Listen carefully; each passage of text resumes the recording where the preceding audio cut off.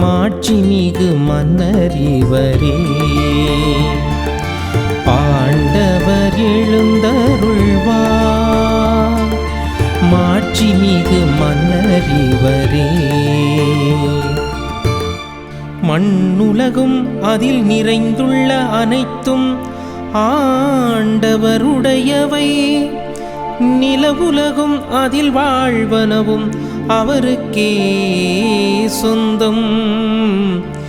ஏனெனில் அவரே கடல்கள் மீது அதற்கு அடித்தளமிட்டார், ஆறுகள் மீது அதை நிலைநாட்டினவரும் அவரே.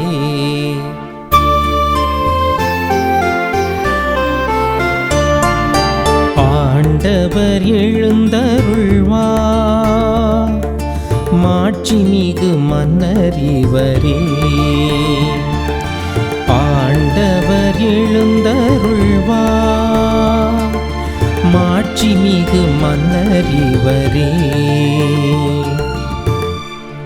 இவரே ஆண்டவரிடம் ஆசி பெறுவார், தம் மீட்பராம் கடவுளிடமிருந்து நேர்மையாளர் என தீர்ப்பு பெறுவார். அவரை நாடுவோரின் தலைமுறையினர் இவர்களே, யாக்கோபின் கடவுளது முகத்தை தேடுவோர் இவர்களே.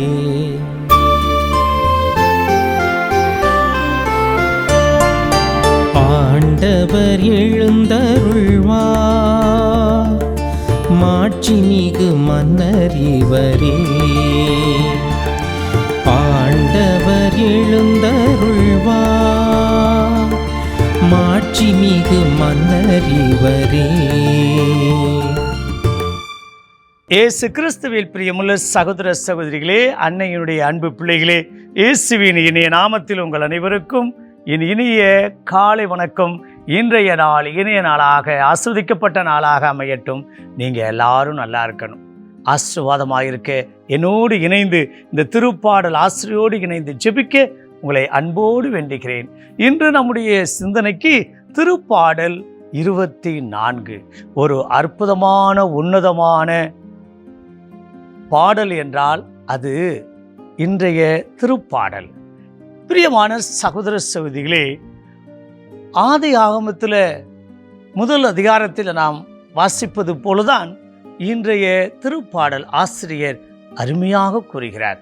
இதோ இந்த உலகத்தை படைத்தவர் கடவுள், அதுவும் இந்த உலகத்தை படைத்தது மட்டுமல்ல, இந்த உலகத்தில் வாழக்கூடிய ஒவ்வொரு குடிமகளையும் குடிமகனையும் உருவாக்கியவர், உருக்கொடுத்தவர், ஆசீர்வதிப்பவர் நம்முடைய தேவன் என்று இன்று திருப்பாடல் ஆசிரியர் கூறுகிறார்.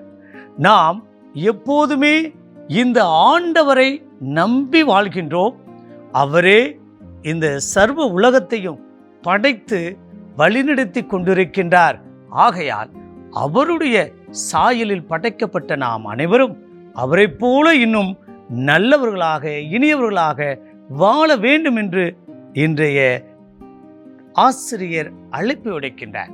பிரியமான சகோதர சூழலே, அதைத்தான் நாம் இன்றைய நாளில் நாம் பார்க்கின்றோம்.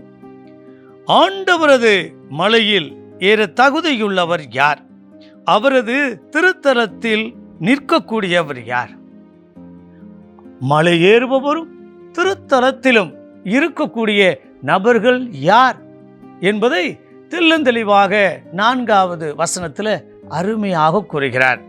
இதோ கரைபடாத கைகளும் மாசற்ற மனம் உடையவரும் பொய் தெய்வங்களை நோக்கி தம் உள்ளத்தை உயர்த்தாதவர், வஞ்சக நெஞ்சோடு ஆணையிட்டு கூறாதவர் தான் ஆண்டவருடைய திருமுன் பேறு பெற்றவராக ஆசீர்வதிக்கப்பட்டவராக வாழ முடியும் என்று இந்த நாளுடைய ஆசிரியர் நமக்கு மீண்டும் நினைவூட்டுகிறார். பிரியமான சகோதர சோலே, இதோ இந்த பிரபஞ்சத்தையும் நம்மையும் படைத்த தெய்வம் ஒருவரே. அவரை விட்டுவிட்டு நாம் கரைபடைந்த உள்ளத்தோடும் அல்லது நம்முடைய மாசற்ற மனதோடும் வாழ்ந்தோம் என்றால் எப்படி அந்த இறையருளை நாம் பெற முடியும்? ஆகையால் 4 விதத்தில் திருப்பாடல் ஆசிரியர் நமக்கு தெள்ளந்தெளிவாக கூறுகிறார். 1, கரைபடாத கைகள். குற்றமற்ற நேர்மையோடு நீதிக்காக, உண்மைக்காக, அன்புக்காக உழைக்கக்கூடிய கரங்கள் எப்போதுமே ஆண்டவருடைய கரங்களாகத்தான் இருக்க முடியும். அடுத்தது அருமையாக கூறிய மாசற்ற மனமுடையவர். எந்த ஒரு குற்றமும் பாவமும் பலவீனமும் வஞ்சகமும் இல்லாத ஒரு யதார்த்தமான மனசு. எல்லாரும் நல்லா இருக்கணும் என்று நினைக்கிறோம் பார்த்தீங்களா? அந்த மனசு உடையவர்களாக நாம் இருக்கின்ற போது இன்னும் ஆண்டவருடைய அபரிதமான ஆசீர்வாதம் நமக்கு மட்டுமல்ல, நம்முடைய பிள்ளைகளுடைய பிள்ளைகளுக்கும் நிச்சயமாக கிடைக்கும் என்ற அந்த மன உறுதியும் நம்பிக்கையும் தருகின்றது இந்த வாசகம். பிரியமான சகோதர சூழே, அது மட்டுமல்ல, பொய் தெய்வங்களை நோக்கி வணங்காத கரங்கள். இன்றைய நாளில் கத்தோலிக்க கிறிஸ்தவர்கள் நிறைய சூழ்நிலையில் மற்ற சாஸ்திரங்கள் சம்பிரதாயங்களை பார்க்கின்றோம். ஆனால் வெளியில் மார்புதிட்டு சொல்லிக் கொள்கிறோம், நான் பரம்பரை கிறிஸ்தவன், நான் நற்கருணை வாங்குகிறேன் என்றெல்லாம் கூட பேசுகிறோம். இன்றைய நாளில் 4வது வசனத்தில் திருப்பாடல் ஆசிரியர் இவ்வாறாக கூறுகிறார், பொய் தெய்வங்களை நோக்கி தம் உள்ளத்தை உயர்த்தாதவர், வஞ்சக நெஞ்சத்தோடு ஆணையிட்டு கூறாதவர். என்னுடைய திருத்தலத்தில் அவர்கள் வாழ்வார்கள், அவர்கள் என்னோடு இணைந்திருப்பார்கள் என்று கூறுகிறார். பிரியமான சகோதர சொல்லே, இந்த அருமையான இனிமையான நாளில் இந்த திருப்பாடல் ஆசிரியரோடு நம்மை புதுப்பித்துக் கொள்வோம். இதோ நம் ஆண்டவருடைய பிறப்பு விழா இன்னும் ஒரு சில நாட்களில் நாம் மகிழ்ச்சியோடு கொண்டாட இருக்கின்றோம். அப்படிப்பட்ட ஆண்டவர் நம்முடைய உள்ளத்தில் இல்லத்தில் பிறக்க வேண்டும் என்றால் நாம் வெளி அடையாளங்களில் மட்டுமல்ல, நம் உள்ளத்தை சார்ந்த நம்முடைய பழக்க வழக்கங்களில், நம்முடைய விசுவாச கோட்பாட்டில் நாம் மாற்றம் கண்டிப்பாக கொண்டு வர வேண்டும் என்பதுதான். இந்த அருமையான நாளில் நாம் இப்படிப்பட்ட ஆசீர்வாதத்தை பெற ஆண்டவருக்கு உரிய பிள்ளைகளாக வாழ இணைந்து ஜெபிப்போமா? பரலோக தந்தையே இறைவா, இந்த அருமையான நாளுக்காக உமக்கு நன்றி செலுத்துகிறோம். தகப்பனே அப்பா, நீரே இந்த உலகத்தை படைத்தீர். இந்த உலகத்தில் உள்ள அனைத்து உயிர்களுக்கும் நீரே சொந்தக்காரர். சிறப்பான விதத்தில் ஒவ்வொரு மனுஷியையும் மனிதனையும் உன்னுடைய சாயலில் படைத்தீர்.